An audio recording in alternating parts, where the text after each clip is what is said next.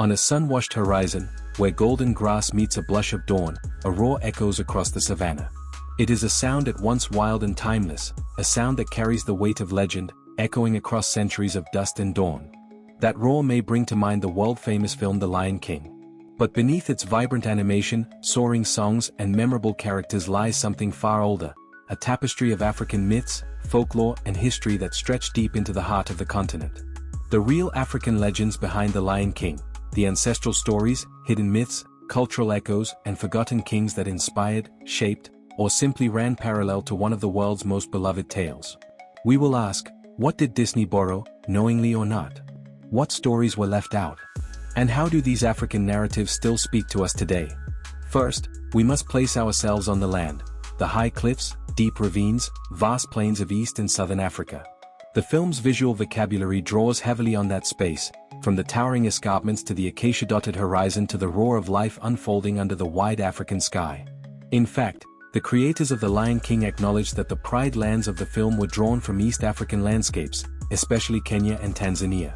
The sweeping cinematics, the opening sequence of the film, the phrase Hakuna Matata, Swahili for no worries, even the question Nance Inganyama Bajithi Baba, in the opening song both root the film in an African setting. But the African continent is not a monolith. It holds thousands of ethnic groups, languages, myth cycles and legends, many of them lion-centered, many of them powerful in their own right. What we will do now is take a closer look at 3 of these that stand out, and see how they may relate to the story we all know. The first legend we draw on comes from West Africa, the epic of Sundiata Keita, sometimes referred to as the Lion King of Mali. Sundiata was a 13th century prince of the Mandinka people who overcame incredible hardship to found the Empire of Mali and become its first Mansa, king. His story is full of prophecy, exile, return, triumph, elements familiar to the story of the Lion Cubbear in The Lion King. Let's trace some of the parallels. A prophecy and birthright. In the Sundiata tale, a prophecy foretells that a child will be born of a buffalo woman, or a woman with a hump, and will rise to power. Sundiata is physically disabled in childhood, mocked and written off, forced into exile with his mother, then returns to liberate his people from tyranny. The title Lion, his name itself, Sundiata, or Sunjata, is often rendered in his people's language as son of the lion or Sogolan's lion, linking him symbolically with the lion. If you listen closely, you'll hear a faint whisper of Simba's story in Sundiata's saga: exile, return, rightful heir, a land restored. But this is not to say The Lion King is a direct retelling of Sundiata's story. Rather, the motif of the lion heir appears in multiple African tales, and Sundiata is one of the richest and most enduring examples. What this shows is that the Lion King idea is not simply Hollywood entertainment, it is part of African mythic grammar. In the Mandinka tradition, the lion is more than an animal, it is a symbol of strength, authority, and rightful rule. Let us shift southwards, to the land of the Shangaan people in the Timbavati region of South Africa. Here we encounter the legend of the white lion. To these people, the white lion is a sacred creature, a messenger of the gods, a symbol of light and ancestral power. More than 4 centuries ago, a white lion arrived on a fallen star, seen as a gift to humanity. The lion, though physically a rare genetic variation, was spiritually a beacon, a bridge between the human world and the divine. What does this legend teach? That the lion is not purely beast, it is spirit, myth, messenger. That the lion may carry sacred meaning beyond its natural role. That the Lion King motif may extend beyond rule to ritual, symbol, and transcendence. When one watches The Lion King, with its heavenly opening sequence and Mufasa's booming voice from the heavens, one wonders whether the filmmakers tapped into this mythic register, albeit through an animated lens. The white lion legend reminds us that the lion's roar is not only heard in the savannah, it is felt in the soul. But the lion in African culture is not always benevolent, not always king. In many folktales the lion is tricked, humbled, made foolish by smaller animals. It is a reminder that rule and strength come with vulnerability. Consider a West African story, The Lion Who Took a Woman's Shape. In this tale, a lion disguises itself as a woman, enters a village, is unmasked by a wise elder and flees in shame. Or, the story of the lion and the hare, East Africa, where animals send the lion a gift each day to pacify him, until the clever hare outwits the lion's fury. These stories show us a different side. The lion's power is real, and yet it can be turned, tricked, bested. The king can fall. Rule is contingent. Those are themes woven into The Lion King too: Scar's betrayal, Simba's self-doubt, the cyclical nature of power. So as we watch the film, we might ask, where do these echoes of African folklore appear? What has been reshaped, reimagined, simplified, and what remains potent in the original stories? One of the subtle but powerful ways that The Lion King connects to Africa is language. The film famously uses the Swahili word Simba for its hero. In Swahili, Simba simply means lion. The discussion of where the film is set often points to East Africa, though no specific country is named. Reddit discussions note that the opening sequence likely draws on Mount Kilimanjaro, Tanzania, or Victoria Falls, Zambia or Zimbabwe. The phrase Hakuna Matata means no worries in Swahili, a language widely spoken in East Africa. What this tells us is that the filmmakers reached for authenticity in some ways. But it also means that as we watch the film, we are not simply in an invented fantasy land. We are stepping into a world shaped by real African voices, words, and images. Yet, one must caution, the use of Swahili in the film, the visual cues, do not mean the film fully embodies African cultural nuance. It simplifies, it blends, it entertains. But even so, those touches serve as a bridge, a place for deeper exploration. If we peer behind the film's spectacle, what do we find that is not told? What are the hidden histories, the context, the missing pieces that make the story richer when we bring them in? The story of Sundiata Keita is not only mythic, it is historic. He founded one of the great empires of West Africa. The Lion King does not reference empire building, cultural complexity, trade networks, oral traditions, all of which defined medieval Mali. By acknowledging the legend of Sundiata, we remember that there were African kings long before colonization who commanded armies, built cities, and shaped history. The white lion myth shows that lions could carry sacred significance, beyond predation and power. In some African traditions, lions appear in royal regalia, deity imagery, temple architecture, for example Apidamak, a lion-headed war god worshipped in Nubia. This dimension is mostly absent in the film, but vivid in the myths. The tale of Sundiata is preserved through the griots, the oral historians of West Africa. 8ghana.org. The film uses music, story, myth, yet the rich African tradition of passing history by word of mouth, song, and dance lies beneath. While The Lion King shows the circle of life, the deeper context of African land, tribal displacement, wildlife decline, changing ecology is largely invisible in the film. When we recall African lion myths, we recall that lions once ranged widely, that peoples revered them, that landscapes changed. For example, one source notes that in northern Africa lions have long since been exterminated in many places. By bringing in these hidden layers, we relocate the Lion King not only in an imaginary African world but in a living, breathing landscape of culture, myth, and history. Why does this matter? Why dig beneath a popular film for older, less famous stories? Because myths matter. They carry human values, identity, lessons, memory. The Lion King motif, the heir, the exile, the return, the land restored, it resonates because it is universal. But when you root it in Africa, it becomes more than generic. It becomes specific. It becomes alive. For African viewers, recognizing elements of the story that reflect your own cultural heritage can feel like reclaiming the narrative. This story is ours too. For global viewers, it opens the door to a richer understanding of Africa, not as backdrop but as source.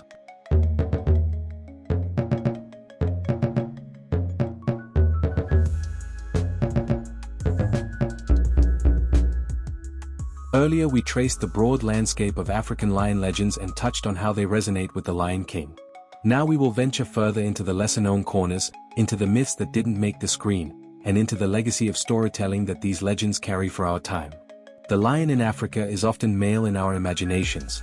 But in African myth and legend, lioness figures, leonine deities and hybrids abound, and they flip the script, offering strength, mystery, guardianship. Consider the deity Apidamak, also rendered Apidemek, of the ancient Nubian kingdom of Kush, depicted with a lion's head and a man's body, sometimes snake body, worshipped as god of war, king, empire. This image of a lion deity conveys something more than predator. It conveys sovereignty, divine rule, cosmic power. Then, in folklore, you find stories like the lion who took a woman's shape, West Africa, where the lion becomes shapeshifter, powerful, cunning, disruptive. What do these stories tell us?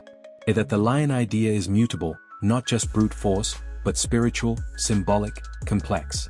That gender, form, rule all shift in myth, so our image of king is not only masculine, not only order. is that the lineage of power in African stories often roots in hybrid identities, part human, part beast, part divine. When we compare to The Lion King, we see echoes, the transformation of Simba, Mufasa's voice from the stars, Scar's betrayal, the presentation of the land as alive. Yet, we also see absence. Female rule is minimal in the film, supernatural lineage is simplified, the new king is male and inherits by blood rather than mythic right. The deeper dimension of lion symbolism remains hidden. One of the central motifs of The Lion King is the circle of life. At its heart, this is not simply an ecological statement but a spiritual one. Birth, death, renewal, ancestors, land. In many African traditions, lions occupy a liminal space, between human and wild, between life and myth. And in the Shangan legend of the White Lion, the lion arrives on a star, it is divine, it connects humanity with the gods. Thus the circle of life is more than animals grazing and predators hunting, it is about bloodlines, ancestors, transformation, identity. The savannah is alive. The land breathes. The lion roars not only for prey but for memory. In The Lion King, when Mufasa tells Simba everything the light touches is our kingdom, that phrase resonates because African kings, African myths, often link the ruler to the land, the ancestors, the wildlife. But the film simplifies, the deeper spiritual link is not fully explored. As modern viewers, if we tune our ears to the original mythic register, we can feel the gaps, the voices of old storytellers, the grief of land lost, the memory of beasts revered. To honor the circle of life is to honor those ancient rhythms. In The Lion King, the story arc is clear. The heir is born, the father king dies, the usurper takes over, the rightful heir returns, the land is healed. These are proud, cinematic beats. But they are also ancestral. African myths are filled with stories of exile, usurpation, return, redemption. In Sundiata's epic, the young king is bullied, disabled, exiled, returns. The Lion King motif is implicit. The relationship between rightful rule and usurped rule is central. In many West African tales, the bad king is not simply evil, he is out of harmony with the land, with the ancestors, with the moral order. When the usurper rules, the land suffers. When the rightful heir returns, the land rebounds. That is exactly the pattern in The Lion King. Under Scar the pride lands wither, when Simba returns things begin to heal. But, what the film glosses over is the communal dimension. In the African tradition, returning rulers do not simply tame beasts or avenge war, they restore ritual, reconnect with ancestors, repair the social web. The Lion King is more than a hero, he is a mediator. So when we watch Simba roar atop Pride Rock, we might ask, what voices of the land is he hearing? What ancestors speaking? What neglected relationship between human, beast and earth is being restored? Let's pause and consider representation. The Lion King was a huge global success. It introduced millions of viewers to a stylized vision of Africa, the savannah, the animals, the tribal motifs. It popularized words like Mufasa, Simba, Hakuna Matata. It was important. Yet, in academic and cultural critique, one common question stands: did it flatten Africa into a fantasy? Did it borrow tropes without acknowledging the full depth of the culture? When we bring in the African legends we have discussed, Sundiata, the White Lion, the lion deity Apidamak, the folktales of trickster lions, we find a richer context. We find that Africa is not just backdrop. It is source. It is voice. Representation matters because it shapes how people see the world, how Africans see themselves, how non-Africans see Africa. When a film draws on African language, imagery, spirit, it is responsible to honor that depth. When it reduces that depth to spectacle, we lose something. So our viewing now can become more conscious.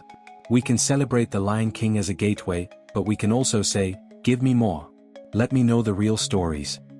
We can say, thank you for the roar, now tell me the original voices behind it. African myth is not static. It is oral, evolving, living. The griots of West Africa still sing the epic of Sundiata. The Shangan people still tell of white lions as sacred. Folktales of lions tricked by hares or humans still circulate in village hearths. This means, the Lion King motif is still relevant. The land still feels the roar. The relations between humans, beasts, ancestors, land are still shifting. This means opportunity. To dig, to listen, to share. To bring these older, deeper echoes into modern narratives. To amplify voices that have been muted. To respect myth as living, not only as entertainment. And for African viewers in particular, this means reclaiming the narrative. recognizing that the symbol of the Lion King was not only Hollywood's but Africa's. That the pride rock rises in your myths too. Now imagine, you walk at dawn across the savannah. You hear the lions roar. You remember that the land you step on is older than any film. You remember that the story you watch is only one version. Behind it are centuries of voices, of hunters, kings, poets, tricksters, elders. You could venture deeper, read the legends, visit the land, hear the griots, see the white lion, walk where Sundiata walked. Or you can start small, tell these stories. Tell them to others. Keep the roar alive. Because in the end, every Lion King is heir to something bigger than himself. The land. The people. The myth. So what have we gained by peeling back the layers of the Lion King? We discovered that the motif of the lion is deeply rooted in African legend, not merely borrowed, but intrinsic to many African traditions. We found that lions in Africa are symbols of power, ritual, rule, ancestry, not just animals in a story. We found that the Lion King, while magnificent, is a starting point, a springboard into a vast, rich world of African myth and history. And we found a challenge, to honor those traditions, to speak of them, to listen to them, to share them. Because these legends don't end when the credits roll. They continue in the rhythm of the drum, in the voice of the griot, in the roar of the lion at dusk. They continue in you. Thank you for joining us on this journey. If you enjoyed this exploration, hit subscribe, share the video, leave your thoughts in the comments. Which untold myth is waiting in your village, your homeland, your heart? Until next time, may your roar be heard. May your story be remembered. And may the circle continue.